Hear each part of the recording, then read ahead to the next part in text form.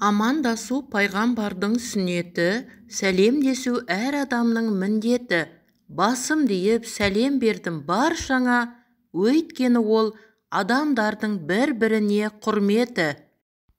Түсінбеген адамға түсіндіріп не пайда? Қадіріңе жетпесе, қадірлегеннен не пайда? Сый құрметті білмесе, сыйлағаннан не пайда? Жүрегіңді ауыртса, кешіргеннен не пайда?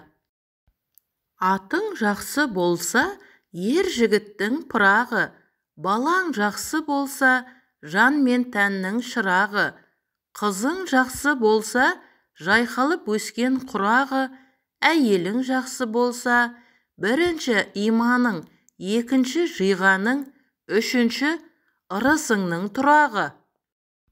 Ата-ана тәрбие үйреткен, шығарма мұны жүректен, өзіңде ата-ана боларсың, бала тәрбиесін жүк еткен.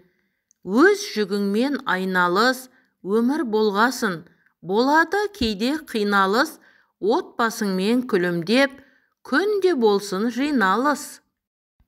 Тағыда көрдім, тағыда көрем таң нұрын, аязын қыстың, аяулы жаздың жаңбырын, алтынға мейлі толмай-ақ қойсын сандығым, ырзамын саған тағдырым.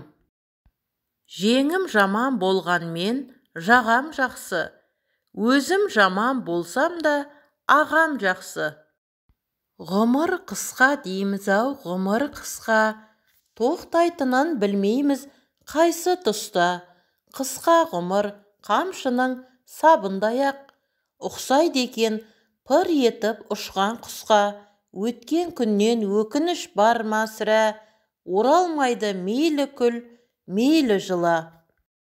Сізді жақтырмайтын адамдарға назар аудармауға тырысыңыз. Себебі сізді жақтырмайтындардың екі түрі болады: ақымақтар және қызғаншақтар. Ақымақтар бірнеше жылдан соң сізді жақсы көріп кетеді, ал қызғаншақтар сіздің артықшылығыңыз қандай екенін біле алмай іштен өледі. Ағайынның аразы елдің сәнін кетірер, абысынның аразы ауыл сәнін кетірер. Үйірінен айрылған айғыр ат болады, көңіліңді қалдырған ағайын жат болады. Ағайын жат болады алыс болса, болады жатта жақын таныс болса.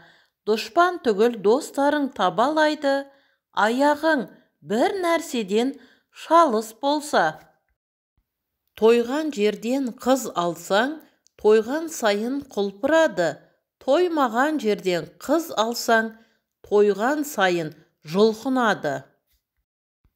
Бұл өлім қайда жоқ, жарқыраған айда жоқ, күркіреген күнде жоқ, өтері өтіп кеткен соң, 1000 теңгелік қайғыдан 1 теңгелік пайда жоқ.